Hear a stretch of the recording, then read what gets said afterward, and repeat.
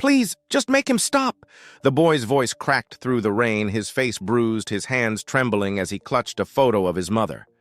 The biker beside him froze, leather jacket dripping, cigarette half lit. Behind the boy's small frame, a man staggered out of the trailer, angry, drunk, unbothered. He spat on the ground, barking, "Go on, tell your biker friends what a tough guy you are now." The gang exchanged glances. This wasn't what they'd expected when they stopped for gas. But what they didn't know was that within the next 10 minutes, that little boy's pain would bring an army of bikers roaring down that broken dirt road. Have you ever seen kindness rise from the unlikeliest of people? Tell us in the comments. Before we begin, hit subscribe. It's appreciated. It was a gray morning on the edge of a forgotten town, where rusted mailboxes leaned like old soldiers and every porch told a story of things left behind. 8-year-old Tyler lived in one of those sagging trailers with peeling paint and a roof patched by duct tape. His mother, Lisa, worked double shifts at a diner miles away. Her hands raw from scrubbing dishes, her smile the only light in his small world. But the man she married, Earl, wasn't the kind of stepfather stories ever celebrated.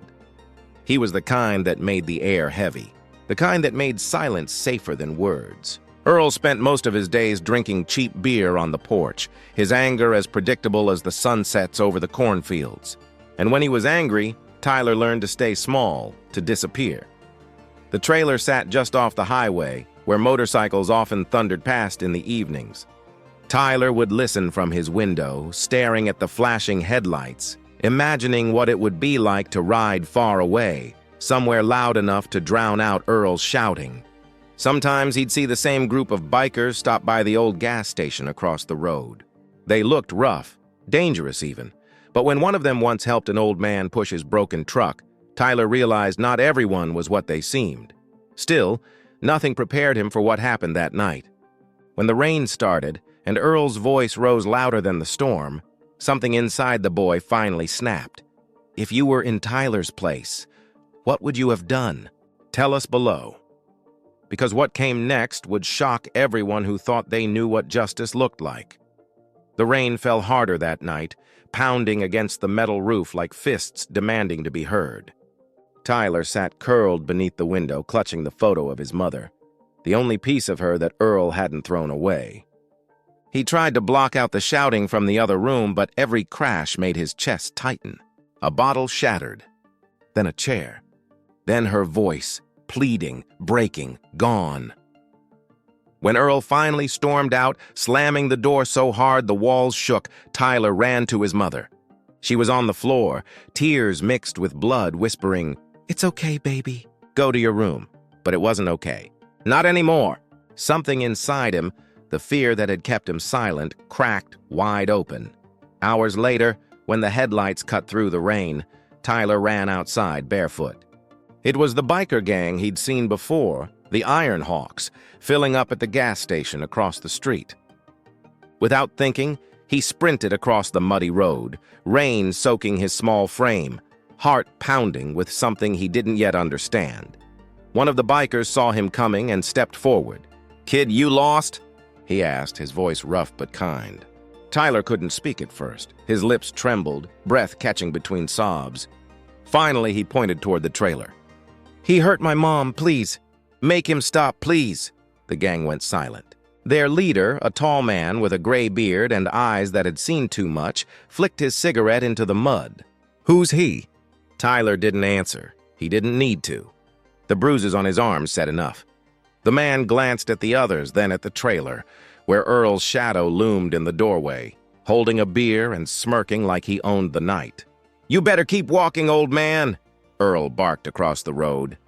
"Ain't your business." But that was the wrong thing to say.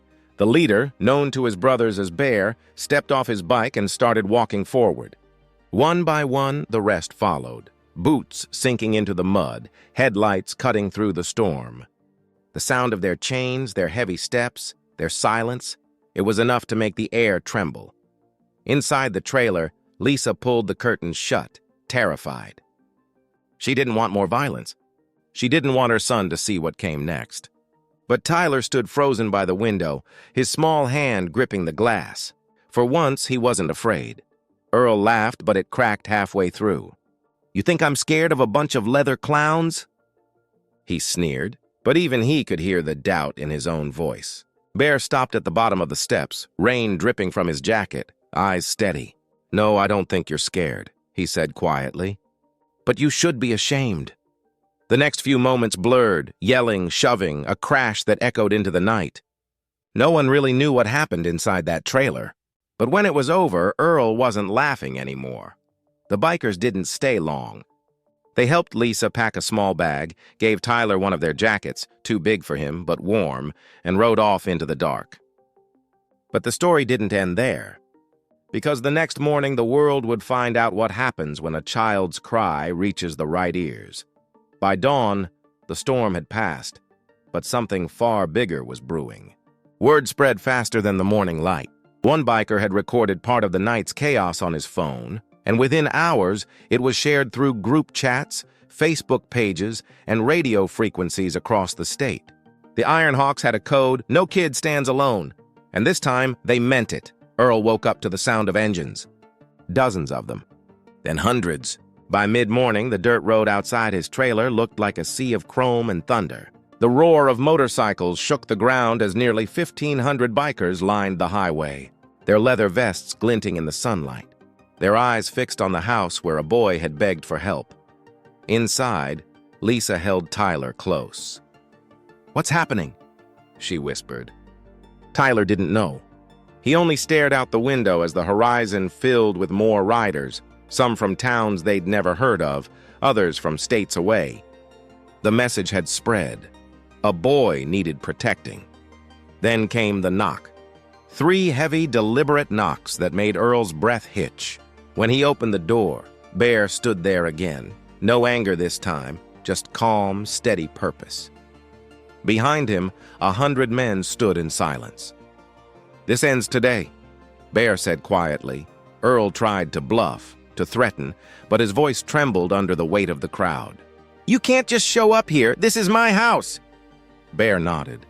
"Then be the kind of man a house deserves." His voice was low, but it cut deeper than any punch.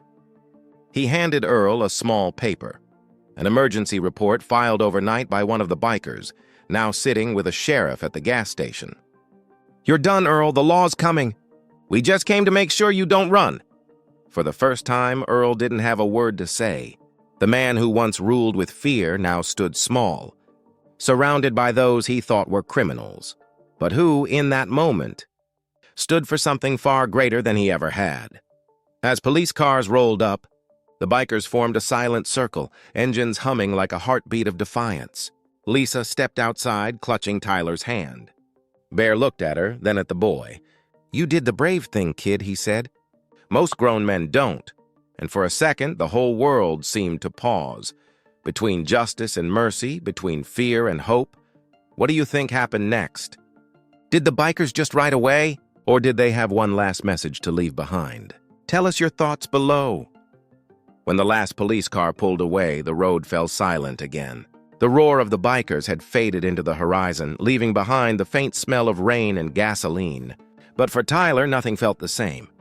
The trailer that once held only fear now carried the echo of something stronger: protection, courage, and hope. The bikers didn't vanish from his life that day.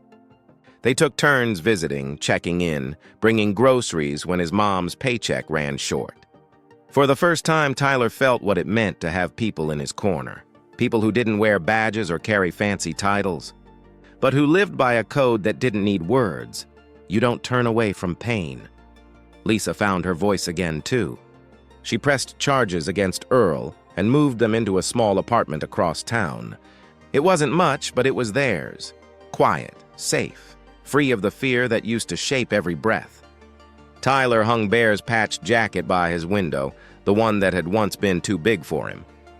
It reminded him that strength wasn't always about fists or engines. It was about standing up when no one else would. Months later, the local news aired a short segment titled, "Bikers Save Boy from Abusive Home." The reporter called it a miracle of compassion, but for the Ironhawks, it wasn't about fame. It was about reminding the world that good and bad don't wear uniforms. They wear choices. Tyler grew up never forgetting that night. And every time he heard the distant thunder of engines rolling down the highway, he smiled, not in fear, but in gratitude. Because those men taught him that kindness can roar just as loud as rage. This story isn't about revenge. It's about humanity, about people who saw pain and refused to look away. So what would you have done if a small, broken voice called out for help in the rain? Tell us your thoughts in the comments. Show some love with a like and subscribe to stay inspired.